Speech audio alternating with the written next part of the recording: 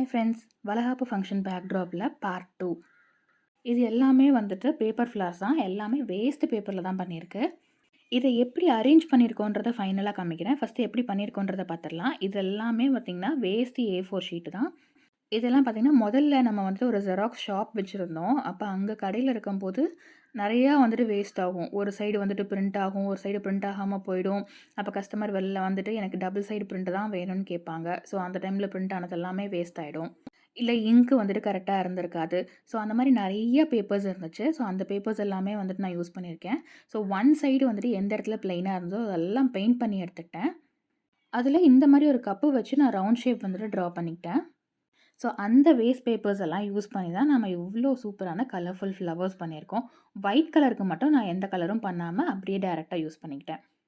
ஷார்ட்ஸில் full making video போட முடியல. பட் இது எப்படி பண்ணுறது அப்படின்ற வீடியோ வந்துட்டு நான் உங்களுக்கு டிஸ்கிரிப்ஷனில் கொடுக்குறேன். செக் பண்ணி பாருங்கள். பாய்.